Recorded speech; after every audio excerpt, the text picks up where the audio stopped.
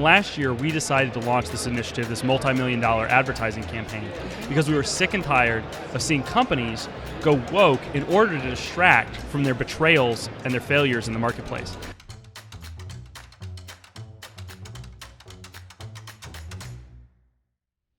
My guest today is Will Hild, the Executive Director of Consumers Research. Will, thank you so much for joining us today. Thanks for having me. So tell us a little bit about this initiative you started. It's to curb woke corporations, right? Absolutely. Well, Consumers Research is the nation's oldest consumer protection organization. We have a 90-plus year history of standing up for the consumer in the marketplace and amplifying their voice.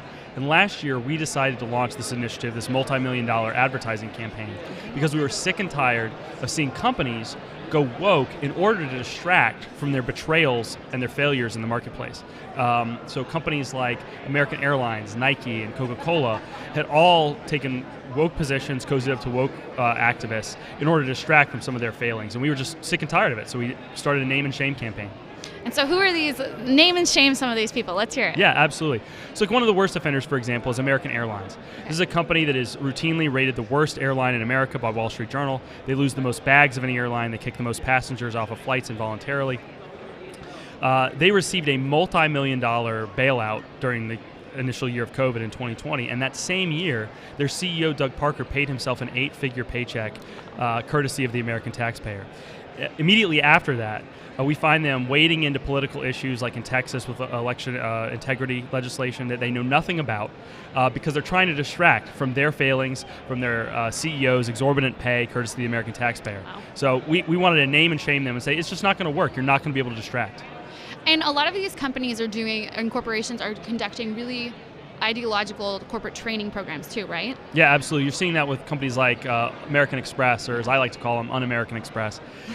They are running incredibly racist, anti-white, quote-unquote privileged trainings where they're bringing in people like the grandson of Nation of Islam founder Elijah Muhammad to tell basically the staff at American Express that they need to be more racist. They need to treat people of different, customers of different colors differently.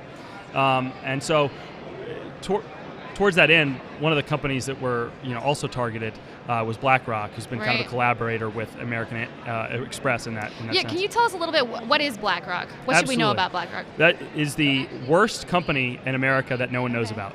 They are the largest investment management company in the world. They manage over $10 trillion in assets. And they use that money, Larry Fink, their CEO, uses that money to inject his personal politics into corporate America. He, just to give you one example, he sends out an annual letter to CEOs dictating to them what their priorities ought to be in Larry Fink's opinion, and they have to listen to him because he controls so much of the shares of their companies. Okay. Now keep in mind, this isn't Larry Fink's money. He's wealthy, but he's not that wealthy. This is our money. This is state, local, federal pension money. This is university endowments. This is people's 401ks. Okay. And he takes that money as a fiduciary, and then he uses it against their interests. He pushes companies to take their focus away from the American consumer, providing them goods and services at high quality and low prices, and to focus on his personal politics. And can you tell us a little bit about BlackRock's relationship with China?